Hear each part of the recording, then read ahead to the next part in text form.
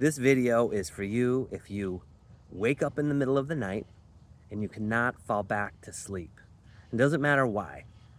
I know I've been making these videos about quitting smoking marijuana. In the comments, I've noticed many people have said that they have this anxiousness feeling.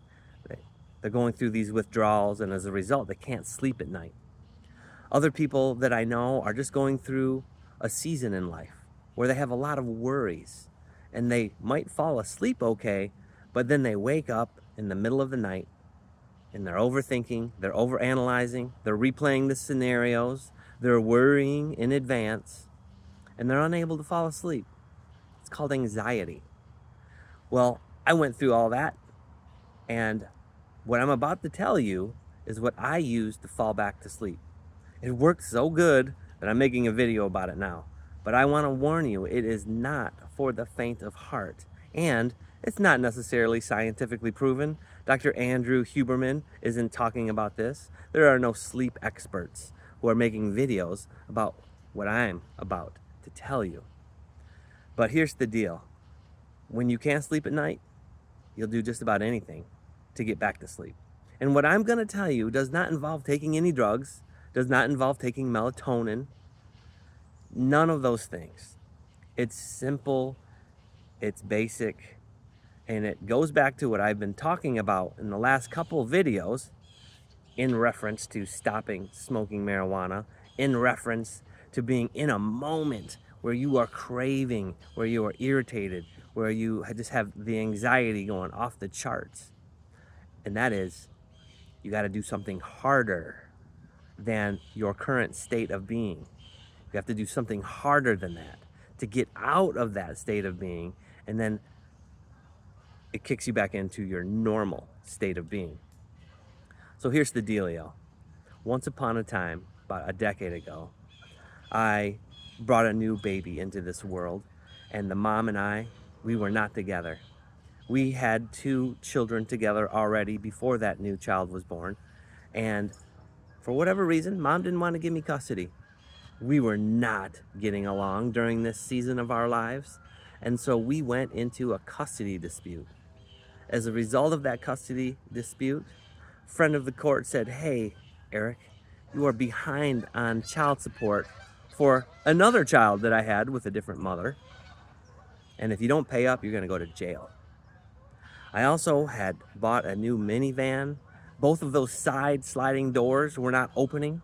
And in order to get that fixed, it cost more than what the minivan was worth.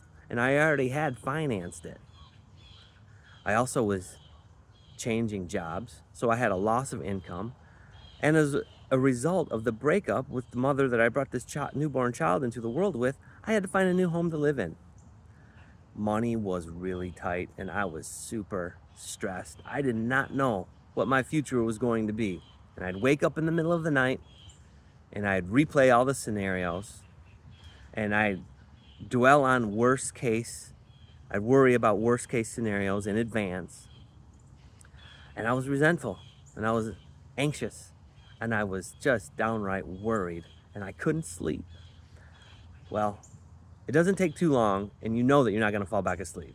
20 minutes pass by and it's like, why am I going to lay here for another 2 hours?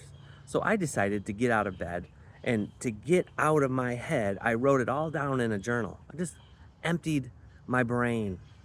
All those worries, all those resentments, all those discouragements.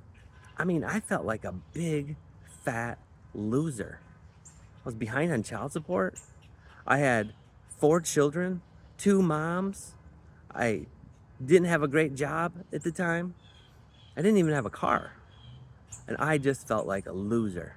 But I knew in my heart that I wasn't a loser. And I needed to work that stuff out.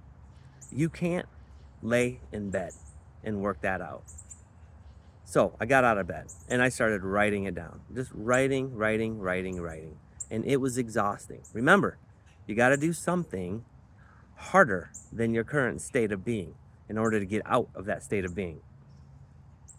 Well, I at least could get these thoughts out of my head. I don't know if it was harder, but for you, that first step is get out of bed. Within 15 or 20 minutes that you're in that state of being where you're not going to fall back asleep. So what I recommend is get out of bed, but do not turn on the lights. Light candles. If you turn on the lights, you're going to trick your brain into thinking that it's daylight. Daylight tricking you into thinking that it's time to wake up. You don't want to do that. So keep it dark. Sometimes I might turn on a lamp and, throw a shirt like this over the lamp so I dim the light. I'll go to the kitchen table. I write out all of my thoughts, all those worries, all those stresses, all those anxieties, all my resentments, all my feelings of inadequacy. I write it all down. Then, and I might cry. I'm bleeding out of my hand. And then I turn on the cold bath water, straight from the tap, nothing but cold. Fill that bath, and then get in and take a cold plunge for at least 2 minutes. Probably anywhere from 2 minutes to 4 minutes is perfect.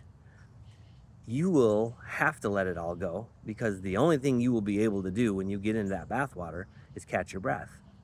Now that very act of having to let go of all 99 of your problems, and you can only catch your breath, that is a release.